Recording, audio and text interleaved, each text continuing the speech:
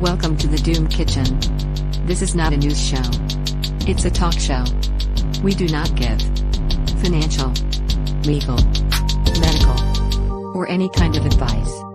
We are not responsible for the actions of our listeners. You are responsible for you. If anything offends you, we were only joking. Promise.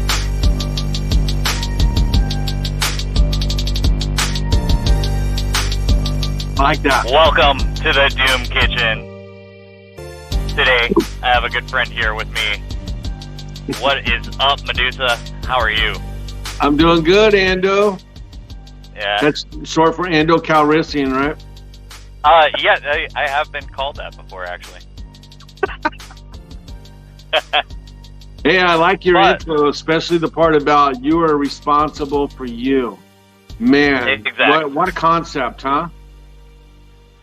Man, yeah, I think it's crazy. A lot of this stuff where whatever you do online or whatever, they want to blame you for the things that other people do, and we're just sharing ideas. Nobody's ever told anybody to do anything, and even if we have given some sort of advice or suggestion or something like that, take it with a grain of salt. You make the choice to listen or follow somebody else all the time. Yeah. And that's why when people end up becoming disappointing, like Jordan Peterson and pushing the vax and things like that he's done, it's like, we thought this guy had some really great ideas, but you know what? He's not on the same page with us all the time, and we got to make our own decisions. And if we followed his decisions, then we might have myocarditis. Well, I still like Jordan Peterson. You can't, as the saying goes, one bad apple doesn't spoil the whole barrel, although eventually it would. You got to take things into context, and you can't let just one thing control your thought process. I'm probably going to bounce around a lot on this, but We always do. well, that's good because I'm kind of a wandering mind. By the way, full disclosure, I'm not an expert on anything. Same. But you are a good teacher. You taught me a lot of things. So disclosure here, Medusa trained me as a trucker. So I've gotten yelled at by him many, many times. Took a few flying cones, but yeah. But we became really good friends. I mean, how many guys do you still talk to after 2 years? Actually, you know what? I put a very strong standard on people that I will call a friend, so I don't really have a lot of them. And you're the one that I talk to the most frequent. But I actually have one guy that he calls me every once in a while. He's from South Sudan. And he still calls me every once in a while. And it's not that often, but by far and large, you are the single closest person that I have that I still speak to after training. That's special. It's because we were there. We were there together whenever the great city of Dallas decided to have a riot, and we had to redirect our way through town. During those riots, I actually followed. I thought they were following me because I was there during the inception of it by Milwaukee, then Dallas, I was with you, and then Atlanta. I know. So I mean, it's like the damn thing followed us. It wasn't fun. Good thing I knew how to dance around some things. Although there was no dancing in Atlanta, we were just flat out stuck on that road. There was no way around it. So. Oh yeah. Hold on, just a little bit. Keep talking. I'm gonna fix my audio for some reason. This Sure. parrot is messed up on me. Okay. You want me to sing the alphabet song or something? Yeah, just entertain the people. No, I'm not going to do that. But I hopefully you get your audio back up here real quick because when you approached me with the idea of coming on Doom Kitchen, I got really excited about sharing my concept of conditioning, which is actually evolved over a period of time. I originally thought about it as in the political spectrum, and I would call it Python politics. And basically, Okay. what I've noticed over a period of times, and you still see it today, but the thought is how far back does this really go? And that's why I don't think you'll ever have anybody that's a subject matter on this, because we don't know exactly where it begins. We definitely don't know where it's going to end. And it just seems to be something that's present, and it changes and evolves over time. To give it in to put it into an analogy, Python politics, the thought of that is that they will tax you, they will regulate you, they will impose rules and laws upon you, and every time they do, it just squeezes you a little bit more, and then you get used to it, and then they impose more, and it squeezes you a little bit more. As much as we ever talk about our freedoms and things like that, we actually live in cages. They're big cages, but we do live in a cage where we're totally controlled. And now, in today's world, we're getting so controlled now that they're actually telling you how to think. Right. And that's right. where. Yeah, go ahead. I'm sorry. There's certain words you can't say. There's certain thoughts you can't think. There's attitudes that you can't have or be accepted, and they're trying to make it have real world consequences. As in, they do things to harm your career.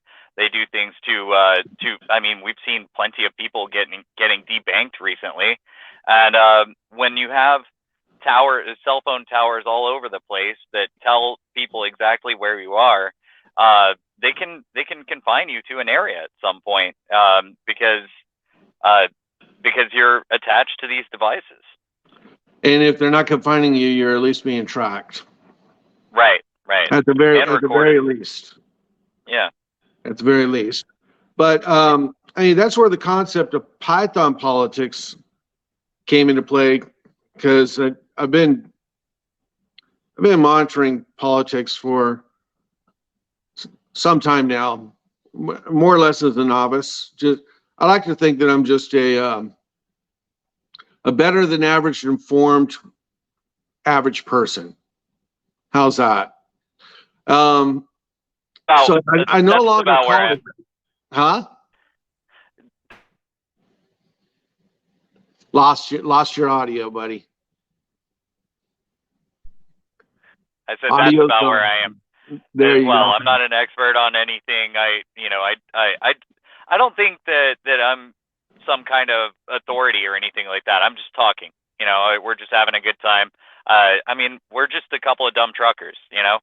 Like we're enjoying our lives and everything like that. We got things to say about the things that we experience and ideas. It's like we listen to a lot of different things and are able to consume quite a bit of information, and that and taking the time to do that really puts you above average as far as people that most people would rather just see what's on the regular TV channels or regular radio station.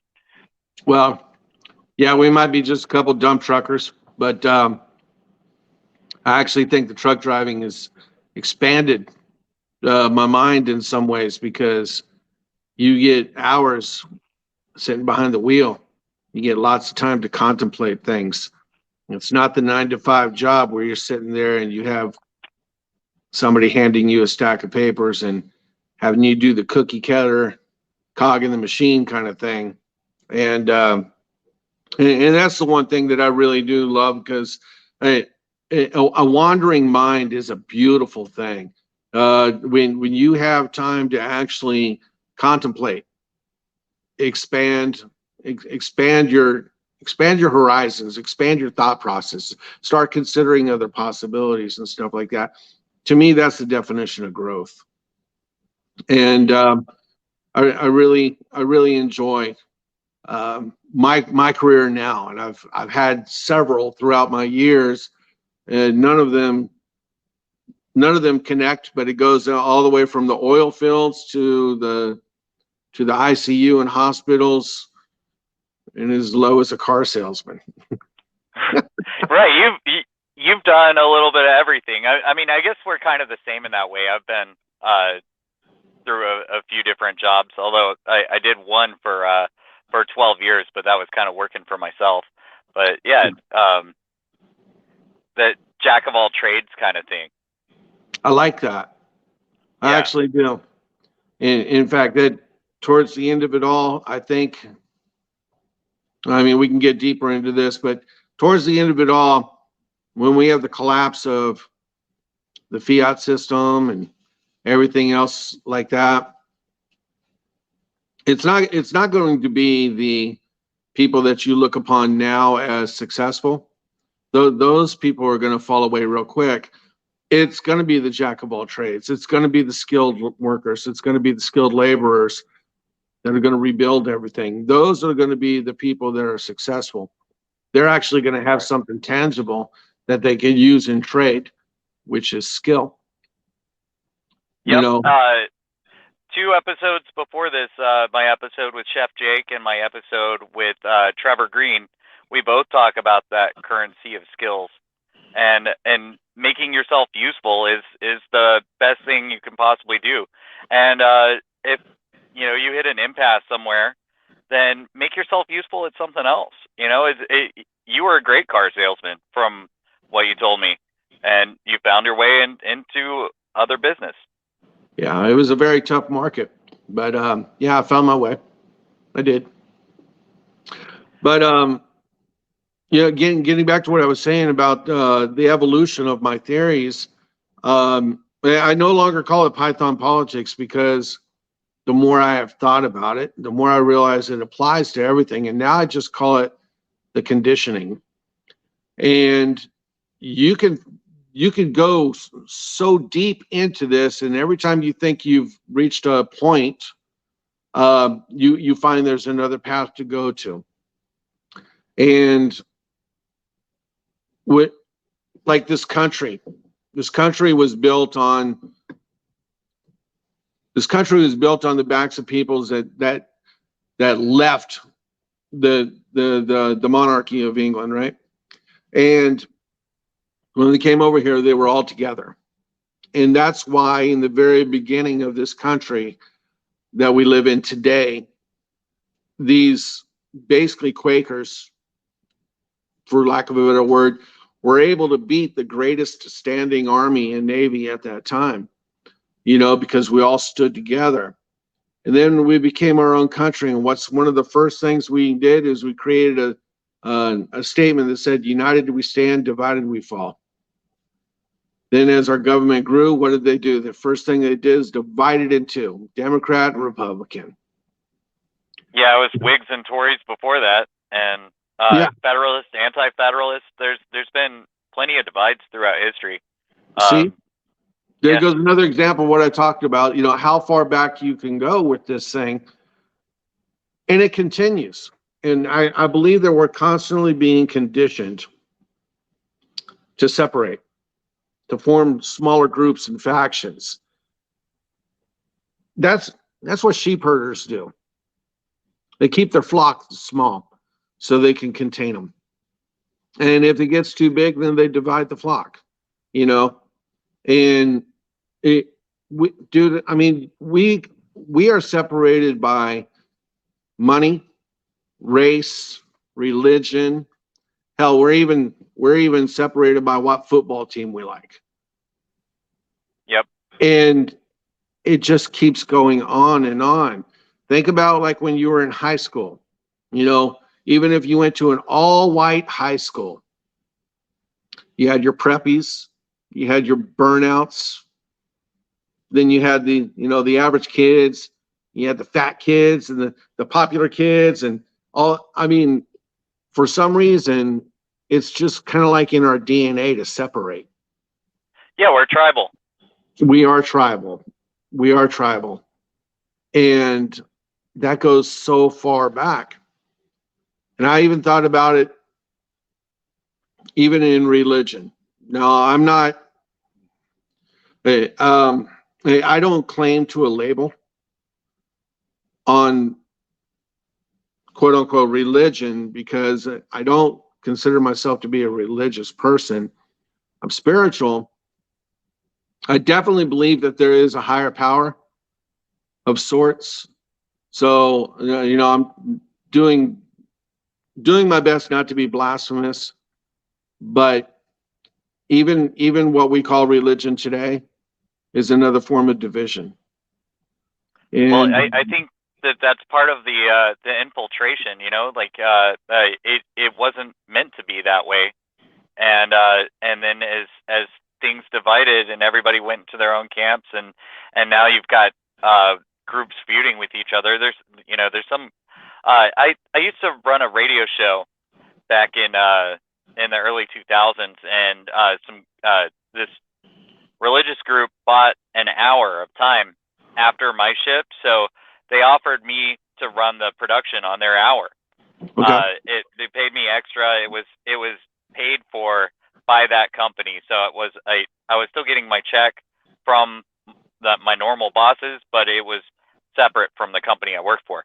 Anyway, I went in there, and they were Greek, and their whole deal was they were arguing over with another Greek group, and they were very close. You wouldn't be able to tell the difference. They looked the same and mostly thought the same, but their big argument was over the Trinity and how they one side sees the Trinity as one, and the other side sees the Trinity as three, and they fought about it all the time, and you could hear them fighting in Greek while I'm running their radio show. Wow. Well, Yeah. I mean that's kind of like what I just said about in high school. Even if your school was all white, you're still going to break apart into groups. And how funny it is that they claim to be religious and of a loving spirit and stuff like that, yet they're fighting. Well, fighting, arguing. I mean, people get heated. It wasn't hateful. I didn't get the sense of that. But it was a real like, they were kind of just like, you're wrong, and real intense about it. Same with these football teams and things like that. It's like a Packers fan versus a Bears fan, right? Imagining that, the fans have it out for each other more than the players do. The players have more in common with each other because they're both, everybody on the team is an elite athlete. Yeah, top 1% of the top 1%. Yeah, you're right. So they same with these politicians. So whenever you see the Republicans and the Democrats, they have more in common. They have the same lifestyle. They live in the same neighborhoods because they're out there in the swamp. They have the very same lifestyle as the person that's supposed to be their rival, while we have a huge divide between their lifestyles, and we matter little to those people. My wife used to work for a senator, and his wife was a lobbyist for the power companies. So you had two people that were actually very powerful in the political world, right? But we'd go over to their house and hang out, drink a beer, talk, BS, whatever, stuff like that. They're very, very much chameleon-like, because the entire time that we spent over there, well, I tell you what, we really felt comfortable. When she ceased working with them, all communication stopped. We were no longer valuable. We were no longer an asset to them at all. And that just leads into, everything that happened previous to that was fake. It was conditioning. It was giving us the little morsels that we desired to keep us hanging around. And I tell you what, the mirage was nice. It was it was cool rubbing elbows with these people. It's, oh my God, dude. Even when I think the father had a birthday party and we got invited to this, and I mean, Charlie Kirk was there. I mean, it's all of these people, like some really big people, were hanging there. And look, there's another example of conditioning. I just call these guys really big people. They're just people. Yep. They're people, and they have positions of power, which has a direct influence upon me. And you know, when this all comes to a head, because our country, the way it exists right now, if America doesn't exist, then the world falls apart too, because we're the consumers of everything. We have been conditioned to buy, you know, and you know, that's what, so you don't see so many shopping malls anymore, because now we're being conditioned to buy off of line. And it's all very convenient, and a lot of us are not willing to compromise our conveniences. We've gotten attached to things that somebody was, I can't remember who it was. It was a comedian maybe, but he said that he was on one of the first flights that had Wi-Fi, and in the middle of the flight, the Wi-Fi cuts off, and everybody on the plane was upset that the Wi-Fi cut off, but it was brand new. And it was the first time you ever had Wi-Fi on the plane, and he made an observation about that. And I you know, it's things like that. We get attached to these conveniences. We have expectations. I was just thinking about this one time. I was on a walk and I didn't bring water with me, and I was pretty far away from anywhere I could get water. And I thought, why did I take that for granted? Why did I start this walk out without having water with me, and why did I just expect to find it on the way and be okay about that? It's because I've been conditioned to that convenience. And you know, like if one of our trucks breaks down and we're stuck somewhere where we can't get to resources like that, then we're just kind of screwed. You know, that just reminded me, I can't remember who the guy was, but he was talking about he was talking, I think the guy is Asian, and he's talking about how he was down in like Africa where they hunt baboons, and they'll eat like everything, you know, on the baboon. They eat the brain. It's like there's not a piece of it that goes to waste. But yeah, they went out and they got 4 of them that day. And as they were out there, most of the other guys, they're out there running, you know, and he's got like bottles of water he's chugging, and he can't keep up with them and everything else like that. He's been conditioned to believe that he needs to pound water and whatever else. It's actually really not that necessary. Your body can survive actually on very minuscule amounts, but here I am chugging carrot juice and got a plate of raspberries in front of me. That's great. That's a good breakfast. And why? Because I'm conditioned that if I feel a tiny pain inside of my stomach, that means I'm hungry and I need to go eat. You really don't. You can survive on a lot less than what we actually do, and actually do quite well. But we didn't have all of these things available to us as our species was growing, you know.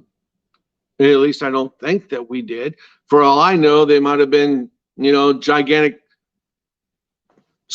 vats of land that had apples and oranges and berries and, you know, game running by. For all I know, that might have been what it looked like, but I seriously doubt that. And people way back then had to go out there and they had to walk miles. And you know what? Actually, that is true. It's because even the tribes today still do that. You know, the ones that haven't been in touch with man at all, that's exactly what they do. And you look at them, they go out there, they provide for themselves. They do it with very, very little. And when these people are just discovered, it's funny that we all have a universal trait. It doesn't matter where you are or where you come from. One thing that everybody recognizes is facial expressions. That's one thing that hasn't been deconditioned from us. Everybody knows what a smile is. Everybody knows what an angry face is. And you don't even have to speak the same language. If you do that inside of your face, they know exactly what you're thinking. Kind of cool, huh? Yeah, that's kind of interesting too. Whenever you think about the whole mask fiasco from 2.5 years ago, and they were saying that it was going to be a problem for the babies. That when babies can't see people's expression, it's gonna cause them problems to understand social cues and things like that. Yeah. Yeah, well, I think technology is actually going to spurn that on. It's going to basically eliminate our humanity at one point. Yep. Even Elon Musk right now is investing heavily into turning us into cyborgs. Right. Yeah, that's was, what he bought Twitter for, to read everything, to have the AI algorithms from that. You mean he didn't do it so that we can have free speech? No, I don't think so. He has a nefarious plan. Are you saying that? Yeah. Why would a rich man want to give you free speech? Well, he's always been an advocate of it, from what I understand. But he can afford speech. Why would he come out and divvy it out to all of us poors? You know, I am as negative as I can be at times, because I know that like 95% of the stuff that we explore or look into, at least 95% of it is disinformation. But in that 5%, I still want to believe that there are some good people out there, that there are still even maybe some organizations out there that do stand up for what is right, have a good principle behind them, and are refusing to let it go. Like the Doom Kitchen. Yeah. So yeah, there's I think that whenever you look at the secret societies that run everything, and God. you can see that it's all a bunch of circles within circles within circles. We have the same thing out here. We have circles within circles, and we do. If we can just organize and in a way that's not going to get attention, because that's one of the big problems right now, is that you can organize, and if you get too much attention, they're going to bring in their agents and disrupt your group and turn you into terrorists, like they did to those guys in Michigan that were plotting to kidnap the governor. They weren't doing that. The feds were plotting to kidnap the governor, and they got a couple of poor saps to fall into it. Yeah, they're being punished as if they were actually plotting this.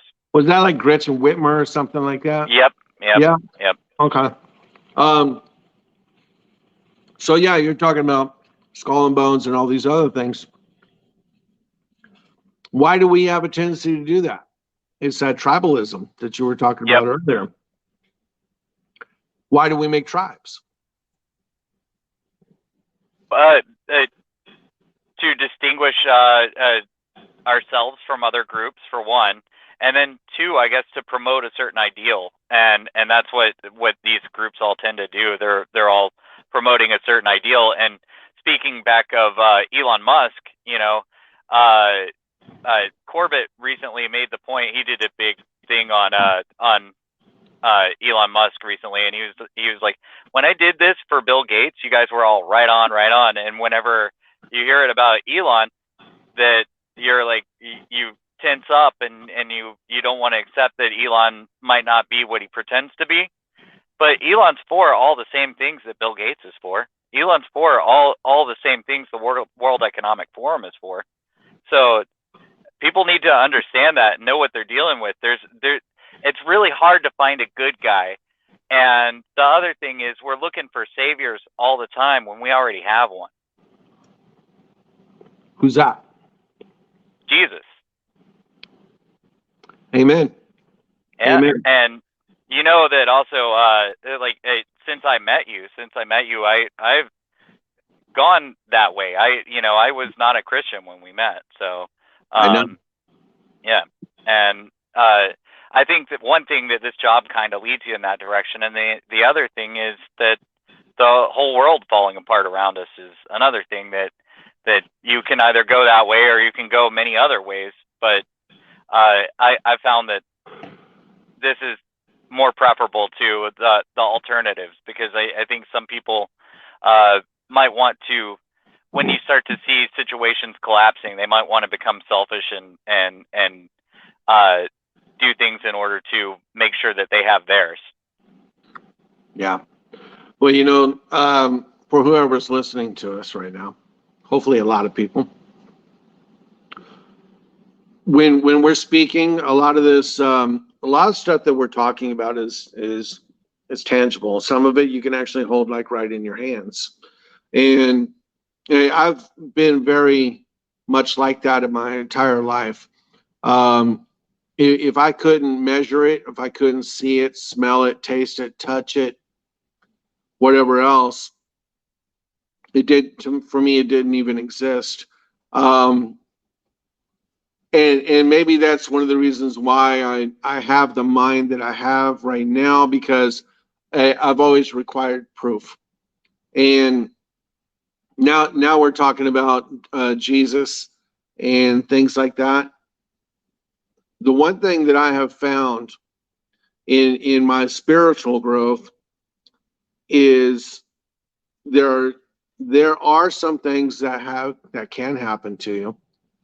And fortunately for me, I've actually had that experience, because I was the one I've always had a very hard time with religion. And you actually had a show on this not too long ago, and I saw it when they were talking about Psalms 118, verse 8. That is my absolute favorite verse in the Bible, because it states that it is better to trust in the Lord than to have confidence in man. I don't have confidence in man. I don't even trust myself a lot of times. Right. It's a lot of why we are where we are. Right. Is because we trust other people. We look for saviors outside of the place where we were given one, and we're sitting here because we're so desperate and we're so scared right now. I mean, that's a big thing. We're all really scared. Yeah, we are, and being scared is a reason why a lot of people turn to a supernatural power. And I'm not trying to convert anybody when I say this, when I'm talking about religion, and I promise I'm not going to talk about it too much. Because like I said, I'm not religious. You're allowed to, but so spiritual. Yeah. Well, in my when spiritual I told life, you that, I'm sorry, go ahead. When I told you that I had found Jesus, you were excited about that. You were happy about that. I am happy, because that tells me that you've had an experience that has happened to you. And I think that's when it's actually going to occur in many people. For those of us that are stubborn, I can't go into detail about it because it's a personal thing. But I have had things have happened to me. Like I said, I was that person that got to see it, measure it, experience, feel it, whatever. I have had a couple times, I have had some things that have happened to me that absolutely defy any kind of explanation other than Christ. As much as I would ever try to pick it apart, I would drive myself crazy trying to think of, how can I explain this thing that has happened to me, this thing that I'm feeling, this thing that I've seen, witnessed, actually saw it with my own eyes. How can I explain this? And I can't. and I can't explain it in any kind of worldly way. And because I have often sought these answers and would get frustrated so much, I think the answer was given to me because I was actually really trying to seek it. I don't think that I convinced myself of anything. It actually came straight out of the blue.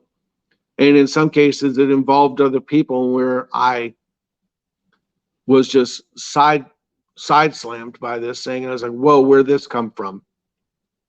But yeah, that's gonna be my kick on spirituality.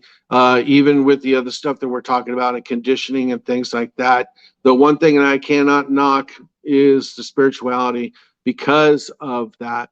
Now we are conditioned by religion, and that's my problem with the religion, because you got the Jews, you got the Protestants, you got the Catholics, you got the Baptists, you got your First Baptist, you got your Southern Baptist, and then don't even get me started on the Middle East. You know, there's so many different types of religion going on out there, and what you just say earlier, that they look alike, they a lot of times they talk alike, but they're all arguing about a religion. And I think religion is another form of conditioning. It is something that has been created by man, not necessarily by God. And if it was created by God, it's been perverted by man. And now we are, well, now we see ourselves once again as tribes. Yeah, that's what the enemy does. Factions. So that's what he does. That's his whole role is he doesn't. So Satan doesn't create. He corrupts. He perverts. He turns things that you think are good into things that are bad. And so it's really easy to fall into traps. And that's pretty much the entire role of that entity, is to cause you to fall into traps. He doesn't make you sin. He gives you the option to sin, so that you see a bunch of options to sin, and you're constantly falling into those traps because it's the easy way is the wrong way most of the time. Mm-hmm. So now another interesting thought that comes to mind is, where did this all start? I think a lot of things start really in the way people are brought up, first of all, and I can tell you that the family roles, as they've depleted over the last several decades, big time.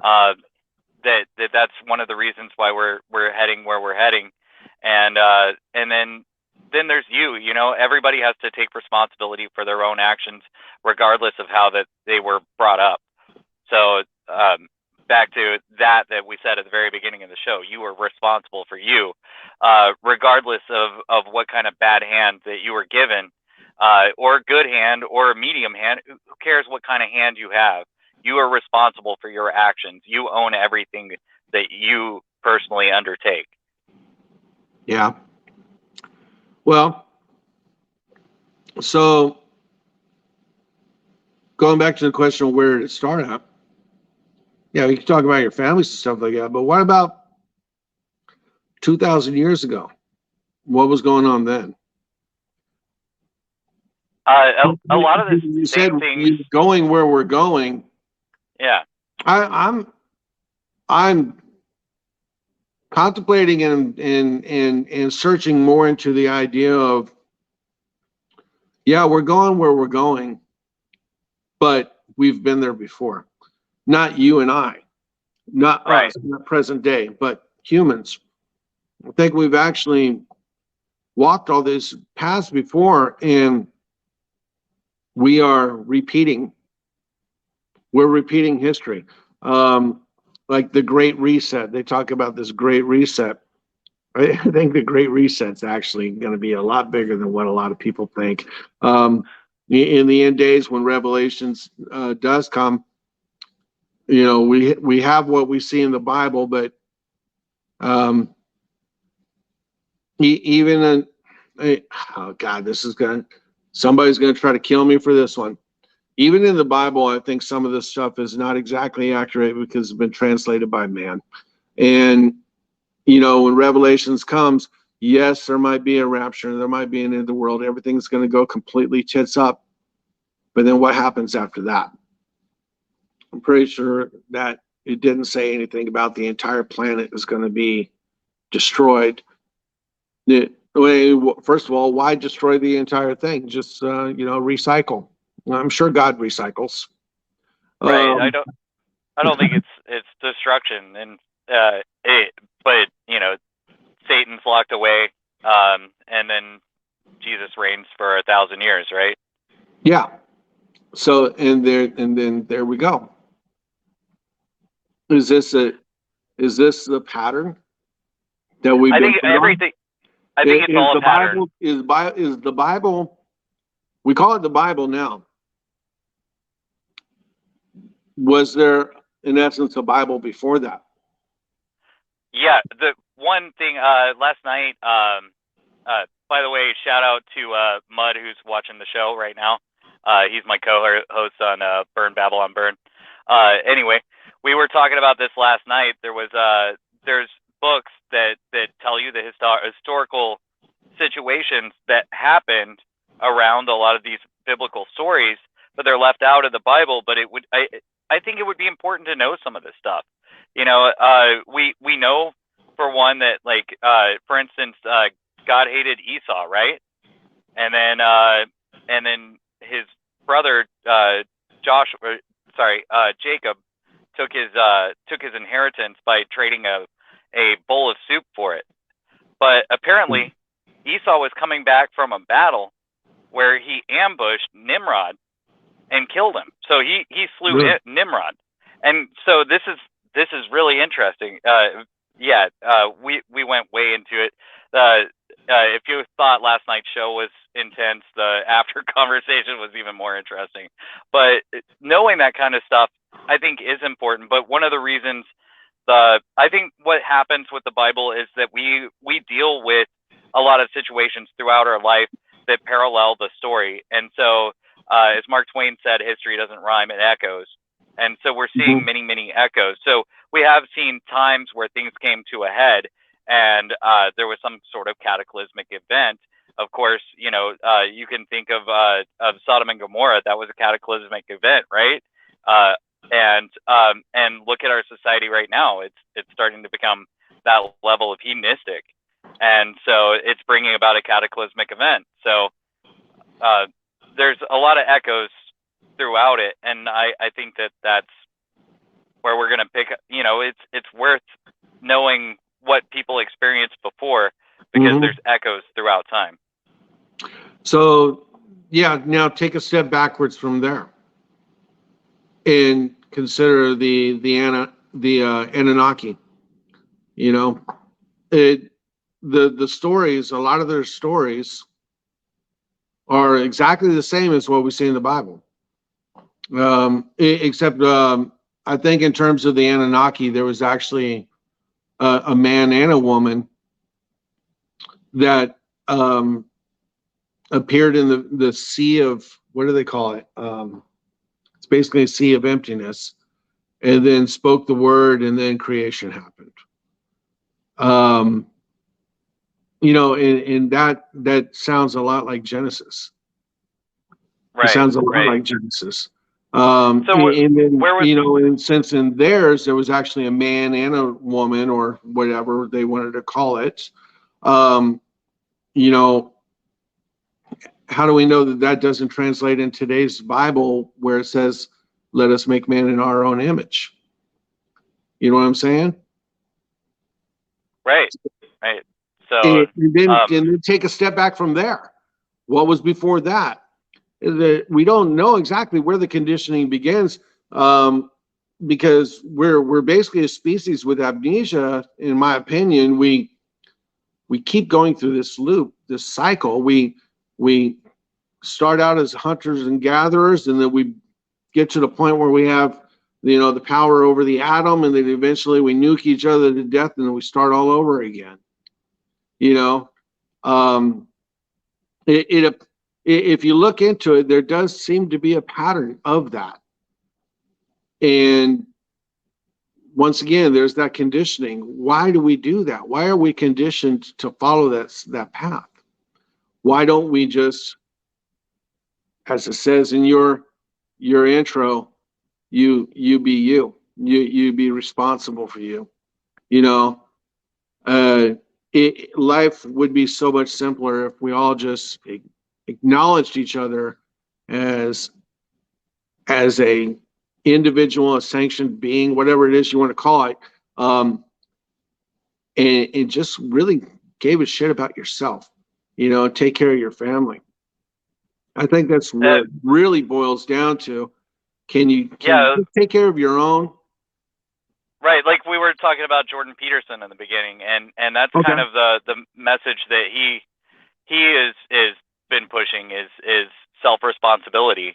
And so especially when he talks about Solzhenitsyn, because he was in a gulag, and he decided why he belonged there throughout that, and he's found himself in prison, and that's a big inspiration for a lot of what Jordan Peterson writes. In fact, Jordan Peterson was given the commission to do the intro for the Gulag Archipelago. But yeah, so finding, taking responsibility for all of the things that you do. Like I made a huge mistake yesterday, as I told you before the show, and now I got to deal with it. I got to take responsibility for my actions.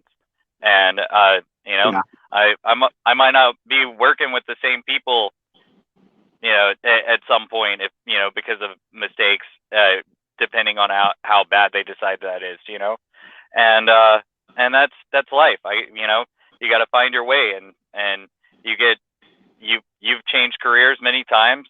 I don't think this is the end of mine, but it could be, and if it is, whatever. Like, we move on. Just because of my inside track and the position I hold, you'll be fine. Yeah, not gonna say anybody. Thanks, Dad.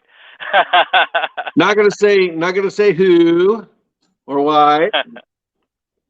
But yeah, we make mistakes. That's for sure. But you got to own them, and that's all part of growth, right there.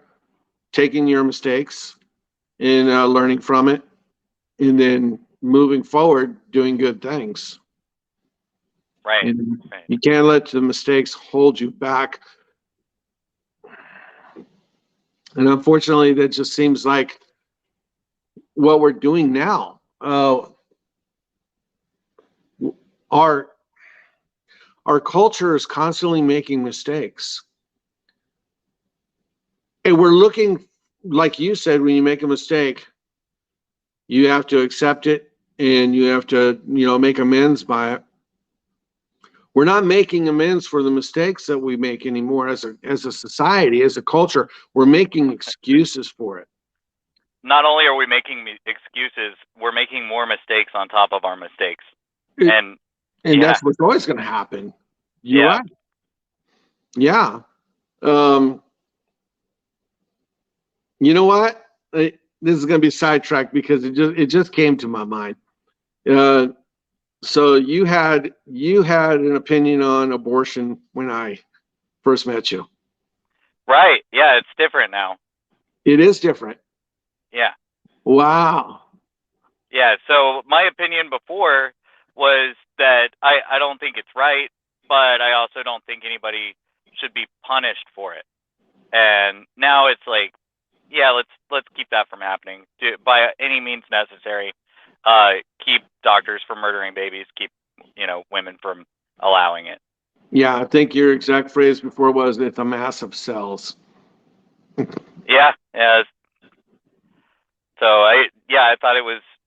I had the secular view on that, and now I know. And also seeing this depopulation campaign that's going on throughout our society, and like yesterday on our show we talked about Chuck Schumer saying that our birth rates are too low. They're Yeah. so low right now. Let's Don't let's say let that all these name, man. illegals be legal. Yeah. Don't say that name. It's like nails on a chalkboard to me. It's almost as bad as Jerry. It's almost as bad as Jerry Nadler. Ugh. Oh man.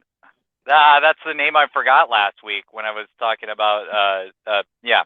But anyway, yeah, he says, oh, our birth rates are too low while he's advocating for abortion, and he says the solution to that is to make the illegals legal. Lovely, eh? That makes no sense at all. Birth rates of who? The birth rates of who? If he's talking about the white population, yeah, the white population in the United States is low. We don't have, what do they call it? Replacement. What do they say? You have to have like 2 point something or whatever in order to keep your race going. And it's higher than that. But yeah, in the white population, it's low. But there's not a problem in the Asian population. There's not a problem in the black population either, as far as I know. So who's he talking about when he says? So, are we being conditioned to depopulate ourselves? I mean, I don't have kids, you know, and now it's like I've never found the right woman for one. I tend to have been attracted to crazy messes. You know, we've talked about that before off air, and we won't really discuss it on air. But yeah, I never really looked for a woman to settle down with. I'm always looking for Miss Right Now. It's not your time. Yeah, well, I mean, whenever it is, time, that'll come. You know, but I'm only 42. Are we being conditioned to depopulate? Yeah, we are. There's too many people on the planet. I agree with that. I disagree with too many people. The guy that wrote The Population Bomb is a guy named Paul Ehrlich, and so one of the reasons why we are where we are right now, as far as technology goes, where just looking at the last 20 years, for instance, you went from a flip phone to we're doing a broadcast on our phone, to all this technology. They got the metaverse, they got all this other nonsense. They say they have AI and all this ridiculousness. One of the reasons why technology increases is because there's a lot of people. The economy increases with a lot of people. There's jobs that are made just by existing. And you know as well as I do, you drive through the same forests, the same deserts, and all this other stuff. Do you see overpopulation? Most of these places are empty. I can bring you to a ghost town in the middle of New Mexico. Okay, you're right. You're right in that regard. Most of our populations live on the coastline. Right. Right. We've been a seafaring species. Well, it's more so the rainfall that drives population. Well, that's true too. I mean, all cultures really started out near rivers or the ocean, right? You didn't. The cradle of civilization didn't start in a bucket of sand. Right. You were near a river. You got to have water. Right. So that's where the population centers, the biggest cities, they have a tendency to be around water. The reason why I say that the world is overpopulated already, we don't have a balance with nature. Especially here in the United States, with all the consumables that we do, where's that place in the ocean? It's just basically a sea of plastic. Okay, we're not taking care of our house, basically like that. We are not taking good care of our house, and one of the biggest reasons for that is because we have too many people. We really don't need to have this many people on the planet. We just keep doing it, and guess what? It keeps getting bigger all the time. We're going to run out of natural resources. Don't. We don't run out of natural resources. I hope AOC is not watching this show. I don't want her trying to be my friend or nothing like that, because she's a little too crazy for me. And besides, she's for abortion. But anyway, no, look, yes, you go through these deserts and stuff. Now imagine that they were all populated. Okay. All you have to do is look west to realize that too many people is a problem. California has more problems than I can't think of anybody else that has as many problems as California. They've got runaway spending. They got really bad politics. All of their land is at a premium, and they're overcrowded in the houses that we're at. They got rolling blackouts. They're short on water. Now, true, they could grow a lot of food. I think they're the seventh largest economy in the world right now. But you would expect to see something a little bit more nice than what you see when you go to California. It's just filled with homeless people, drug addicts. The dream of a lot of people's brains has just been flat out turned off because they're sucking on the government tit, or they just gave up and they're living under a bridge somewhere. And that's all over the place. I grew up in California, and I don't remember that at all when I was a kid. It's pretty much just from San Francisco to San Diego and west of I-5. There's a couple of spots in the Central Valley, but for the most part, like that, where the problems are is kind of regionalized. You know, like California's got some massive areas that are very, very low population, and some of those areas do have quite a bit of water and are gorgeous, like up by Yosemite, which was my favorite place to go as a kid. Yep. Like I said, I grew up in California, and I used to go to Yosemite and disappear for a week. And I didn't have nothing but my sleeping bag with me. And, a few, some canned vegetables and stuff like that. And my pocket fisherman. I never caught a fish with that damn thing. But, yeah, I mean, the world then was a lot different now. And even back then, they didn't charge you admission to go into Yosemite Park. Now they do, because the people that were running away to just go, whatever, back inside of there. You're right. Everything is kind of centralized in those areas. Northern California is very beautiful, but you also see that the people there are a lot different too. They're the ones that those are the people that are taking responsibility for themselves. Yep. Their idea of quote unquote success, they bring it upon themselves to make that happen. They work for a living. It's the skilled workers. Yep. So that's what I'm greatest talking people about. in the world. That's why we're all working men, and we're doing this and for women. fun. Yeah. Yeah. Except for my women. My woman's job is to take care of the family, and she does a very good job of that. And I'm happy about that too. That's the right way, right there. I think that is the way. Yeah. I think that is the way.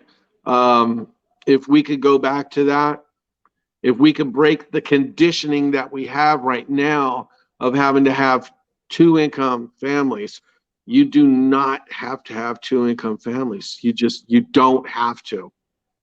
But we buy everything in plastic.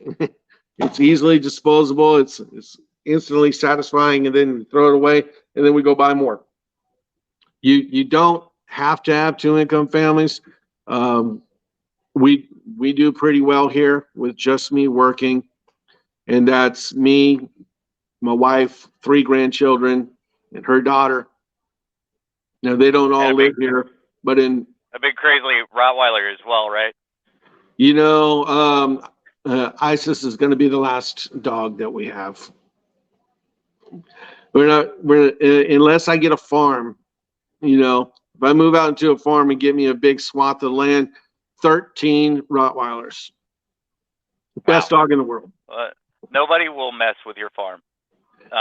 If they do, they will regret it. Yeah, if it's not the Rottweilers, it's going to be my toy box that's going to get them. Yeah. So, before we wrap up, I was going to say a couple more things. Like you pointed out the plastic right there, and then we were talking about the garbage patch. and we don't have to have everything wrapped in plastic, and you don't have to have a plastic fork. You know, you could bring your own utensils with you everywhere. It's kind of crazy how all this convenience has piled up and what we're trading for it. And I don't think that we need to trade lives for convenience. We Well, don't need to trade. Yeah. if we would depopulate ourselves to a manageable thing, because there is a theory out there that they have this thing called Operation Soft Kill, which the jab. I think that's what we're experiencing. Yeah. Yeah. And the Georgia Guidestones, who blew that up? Why? Because the Georgia Guidestones did talk about the balance between man and nature. And that's a good message. Why was it blown up? Somebody went there and I think it was an inside job. I think they're hiding their own evidence. Well, yeah. And for what reason, and to what end? Well, the bottom line is when they discover. Oh, I'm sorry. Go ahead. When it's mainstream discovered what they've done over the last 3 years, whenever the mainstream discovers that, and that'll be a big smoking gun and evidence that of the people that are behind it. So that's my thoughts. Yeah. Well, for me, the bottom line is that when we can get to a point to where first we have to have respect for each other worldwide, and you have to have a balance between man and nature. It's as simple as that. Because nature provides for man. Man can provide for nature. And we're not doing that. We're not giving back to what we take. And what we are giving back is garbage. We're not doing good jobs as custodians of this planet. And we really should change our conditioning. I think the conditioning is that it's mostly big business, and the U.S. military being the biggest polluter in the world is one thing. You know, it's big business. It's not necessarily individuals, but the result of environmentalism has always all of their models show that they are going to punish you for all the polluting that they're doing, so that they can make profits off of you. Yeah. Well, if we would depopulate a little bit, there would be no big business. You want it. I don't want it. I don't think it's a good thing at all. But it's okay. I mean, I think a lot of people have come to that conclusion as well, and nobody ever wants to say who they would start with. No, I'm not saying that we start with anybody. I'm not saying to go around killing everybody, but our breeding is out of control. We have too many big families. If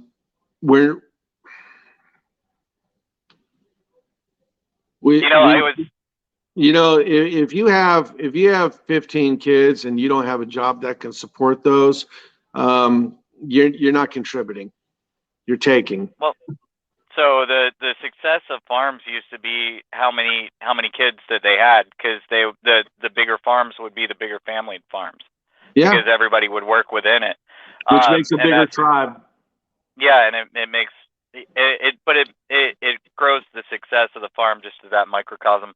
I was driving through El Paso yesterday, and there's a big banner out there that says "Make love, not babies." I think that this anti-human thing is really. I think that this is a bad path to be on, and I think that we're coming up to some real danger, because the people that are stewarding it, that are shifting it, don't really have our interests at heart. None of their interests are really because it's not because we're depleting resources rapidly. We don't really deplete resources. I know you're into science enough to know that there's the law of conservation mass, and that the same resources that are on Earth right now are the same resources we had 10 years ago. It's just that they've changed shape, and changing them back into a different shape takes time. Yeah, so, I mean, if you're talking about in cosmic time, if man was gone, a billion years from now, the continents will shift and subduction, abduction, everything eventually goes down to the mantle and comes back up as a new continent. You know, I mean, you're talking about cosmic time then. I would really just like to focus on where we're at right now and see a continuation of the human species if we can make it that far, barring a huge whether it's CME or what do they call it? The asteroid. Yeah. I don't remember the abbreviation, but yeah, it's like a cosmic cataclysmic event or whatever. Yeah. Yeah. Which that's been documented before. I think we're supposed to be due for another one around. I think they said the year was 2139. Okay. Well, Or we won't be there. Not 2139. What am I talking about? It's not that far away, according to what I saw the other day. Not that it's a pretty big one. They're tracking them all. Anyways, it was awesome talking to you as usual. You know, I'm glad that we're friends. I'm glad we're friends too, man. It's been interesting having you on my phone every now and then. And I'm sure we got plenty more to come. Oh yeah. For sure. we're gonna have to talk more about this depopulation thing because I know you're not. Yeah. Oh yeah, yeah. We'll discuss it sometime.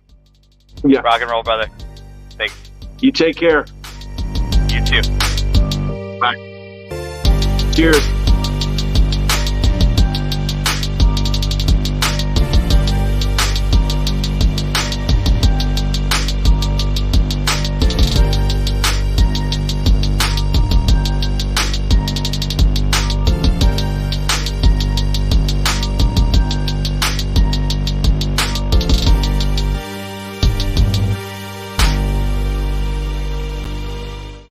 I'm white.